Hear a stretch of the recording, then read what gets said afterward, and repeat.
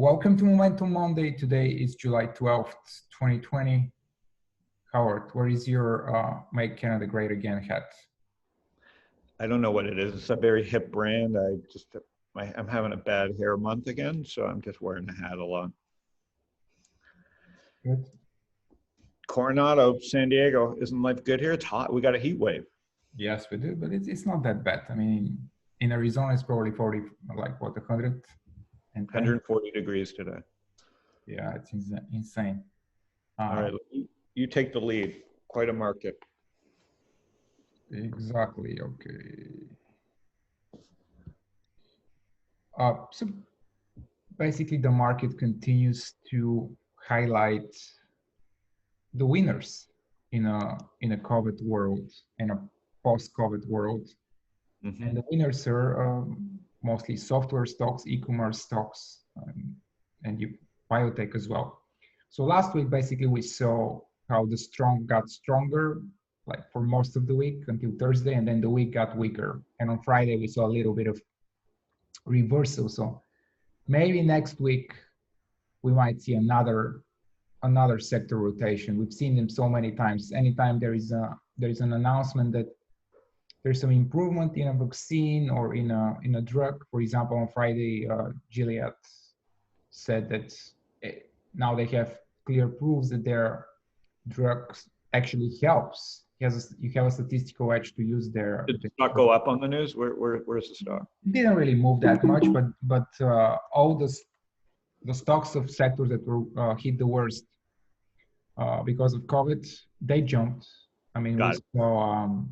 Okay, I got it. So any COVID news kind of has money's in the market. So any kind of good COVID news moves the old economy, and no bad news for the new economy. It's just people take a breather. It seems it's one of the most intense, hard to fathom, because the world's never seen anything like this, or the modern world has not seen a market like this. Because in 2008, tech stocks got hammered. And this is not a financial crisis, and that's what confuses people. It's potential financial crisis, but people are paying their bills and saving cash and trading and investing, and they kind of are in rhythm with this. Like if you take a step back, like you said, Ivan, anytime there's good news, old economy stocks kind of bounce a little bit. Yeah, they bounce a little bit. I mean, sometimes it's only a day, sometimes it lasts a week or so. Not worth, David Day Trainer, all these people think they're onto something, but it isn't. The money is really truly flowing into digital companies, as we saw with Amazon. And I think what was interesting this week is the laggards of the FANGs, Facebook and Google broke out, and Netflix broke out on Friday. Yeah, I wouldn't call them laggards, but definitely they're kind of catching up. Sorry. Facebook is looking incredible here, just setting up for a breakout again. Yeah, Google did break out, I think, on Friday. Google broke out. It is a slow stock. I mean, it's not really. I'm saying the laggard's only up 40% from the bottom. So this is the laggard. So I don't know if this is the beginning of the end, or just that money's just trying to find ideas here Friday that like, I can't chase Apple or Amazon anymore. Let me find something else. And it looked like Facebook and Google were the ones that people might rotate into. It's not the best strategy to try and front run that type of thinking, but in a bull market, it works. Yeah. So the other one was in security, PANW, which is, trailing Zscaler and trailing CrowdStrike. It has its own issues, right? It's kind of is right there, and if it broke out, it would not shock me, even though it's kind of a laggard. You can see 2020 down 12. So, anyways, that's the way this market. It's that strong, and there's just so many people bearish. It's hard to believe, and they're bearish because Tesla and Amazon go up every day, but that's just not a good reason to be bearish. Yeah, it's so bullish that you can kind of buy in anticipation of a breakout. Yes, this rarely happens where you can front run, and I've been showing people that. And it's not going to work. It really is not a great strategy, but there's, once a blue moon, this is the strategy, and it's just like a miracle. It's just magic. Look, the new earnings season starts this week, We have Netflix, and then a bunch of big banks reporting earnings. And on Friday, we already saw the financials kind of starting to perk up. And they usually do right before their earnings reports. And might be the market's way of just front-running potentially good earnings reports. I mean, just a few weeks ago, Bloomberg had an article that the deposits in U.S. bank have increased by $2 trillion the past few months. So there is a lot of money in the system that, and if it's not in the stock market, it's in the banks as a deposit, earning nothing. And you might be shocked a little bit by banks' earnings starting next week, and which I think they might be a catalyst for the S&P. Yeah, if I were to front run anything right now, it'd be the S&P, but I hate it, so I'm not going to touch it. I'm just going to stick with the NASDAQ. One sector that I saw really smart traders, maybe you saw the same thing, and I was getting a lot of emails from swing traders, were the weed stocks.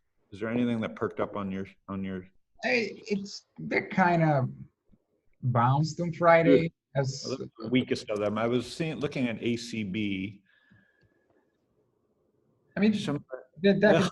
Well, you're on. Are you on the daily? Go. Wow, that just. I mean, they've been thirds, and therefore they have the potential to move, 30-50% if they start moving, since they're highly shorted. And yeah, on Friday definitely they perked up, so we might see some continuation next week. And I guess one of my favorite setups in the stock. It's a little bit higher priced than the others, and it's not a direct play, but it's kind of setting up for a breakout here. SMG and TPB, which makes rolling papers and other stuff, in TPB Point Brand.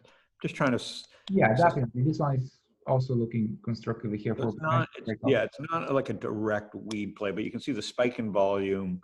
They have earnings. So yeah, there's something going on there in that. Yeah, definitely some interesting setups in the sector. Maybe a little early still, but I'm definitely tempted to try a couple ideas there. Yeah, and I've been long Canopy growth with the stop under 16. So but it's a dog. But I mean, that thing can spike to 30 on any kind of positive news. Absolutely. So last week kind of like an options play on weed. We continue to see big spike in SPACs, right? In stock like Spice. So that's where we should end. Yeah, is SPACs. I'm avoiding. It's fun to watch. These are just not businesses yet. And yeah, this is the Fisker SPAC. It's fun to watch people make money. So you can't be in every deal. I think this is the hard part for people. It's like, how do I catch up? I've been out of the market. And it's a scary time, and they end up doing really stupid thing by buying blank check companies, and the bankers are going to provide this shit for months. I think everybody looks at Space and DraftKings and goes, I'll do the next one, and I'm not saying it won't work. Just like we're showing weed stocks, and PANW and Google, like chasing the laggards can work. I would recommend most people, if they want to try this strategy, use very liquid stocks like Facebook and Google and PANW. It doesn't mean they're going to work, but just use stuff that institutions are already supporting, because you get the liquidity there. But people are having fun. There's massive speculation. I see it on StockTwits, and we see it on Robinhood, which means there's a lot of liquidity there. If you take a step back, it makes sense. Government's handing out money. People have a lot of spare time, and they have social networks connecting them to do this stuff. So you can make fun of it, or you can try and participate. But really be careful here with the Teslas and the Amazons, because although they're great companies and dominating, it's hard even in 5 and 10 years out for me to understand these valuations. Yeah, they're a little bit insane, and definitely if we see some rotation into traditional sectors of the economy, there might be some pullbacks. I mean, pullbacks would be healthier than just continuing. It's hard for people to sit on their hands, but I would think, be careful. Like Peloton, I sold a little bit last week, and I was taking the boo birds, and I'm like, how do you not? Yeah, I hope it goes to 200, but I 20 billion valuation. It's already half the size of Lulu. I think it continues to do amazing, but that stock could be in the 40s on any kind of, market correction. Yeah.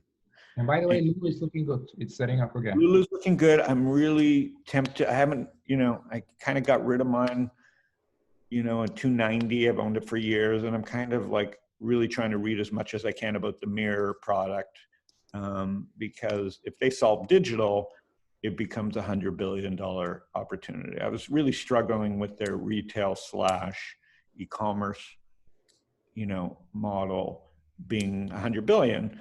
And, the market may just quickly say mirror is going to work. It's not whether I say mirrors work. The market's kind of digesting that news and saying, huh?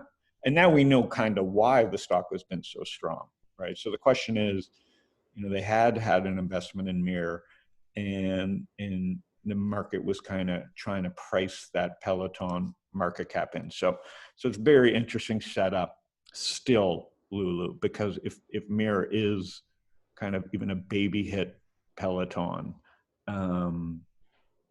now they have that potential as well as a social network / e-commerce company extension. Anything else stand out to you, Ivan?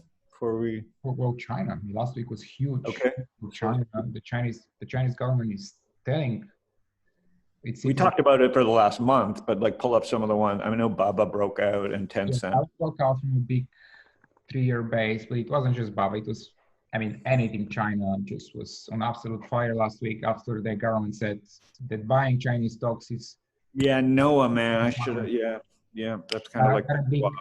We had a big options trade in Noah. It just went up 600%. We just bought it in Monday. It was just the biggest gainer for the week. But yeah, anything Chinese like NTES, Baba, Tencent had a big week.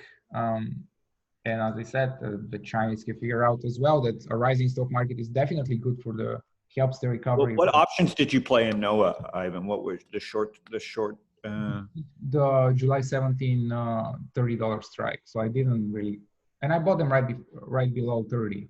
You kind of like you gambled on like a pre-work. Gamble. I knew that the Chinese. So, but I'm saying breaking out. Yeah. This one gapped up, so I just bought the gap. I just bought You actually bought the gap. Got it. Yeah, I just bought it right here when it was breaking. And when do the options expire this week? This week, I already sold them. They reached my target. My target was 35, so they. Very nice.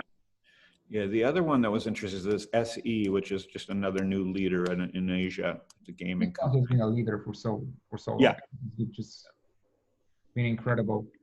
Yeah, some of my friends were telling me about this in the 30s and 40s, and I wrote it a little bit, but man, I didn't really do the work on the company.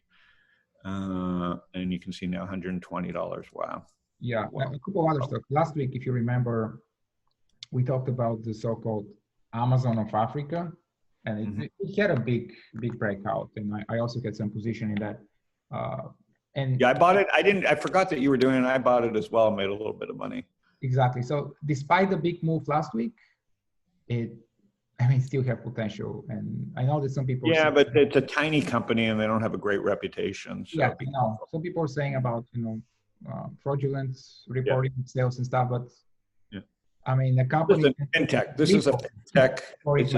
It's kind of like buying a SPAC. You're buying like a FinTech African SPAC at this point. So you don't own much. You're just trying to front run FinTech sentiment in Africa. But, I was doing that with STNE, and, when they stop working, they can stop working fast, these things, right? They don't have institutional support. And the other one that I kind of played as well, it's kind of Chinese Robinhood, Chinese brokerage.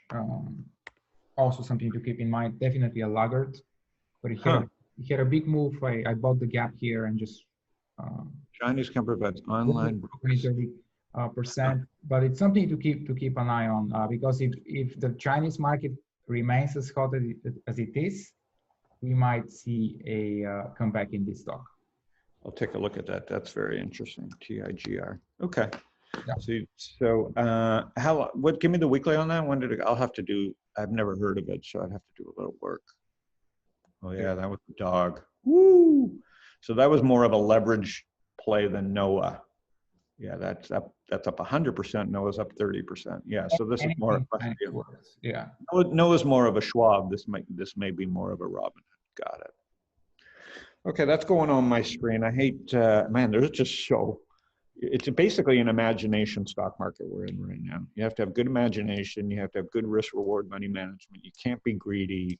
It's not because you're smart that these things are going up, but you have to be fully engaged. And okay. Did I miss anything, Ivan? Biotech's still rocking, but there's just a... Still rocking, but don't chase. It's a kind of sector of stock, so you need to pick your spots. I wouldn't be surprised if it kind of consolidates a little bit here, but for next week, I think Facebook and Lulu are looking the best. If the market goes higher, it's going to be all about the banks. It's going to be about some of these old economy stocks and some banks. Exactly. Some Google and Facebook playing catch up to Netflix, etc. Exactly. Something like Home Depot, I think, is looking good too. Oh yeah, that's interesting too. And do you have any positions on right now, Ivan? Yeah, I do. I own Home Depot, I own Lulu, I own a few others, yeah. Okay. Everybody have a great week. Thanks, Ivan. All right, thank you, Howard.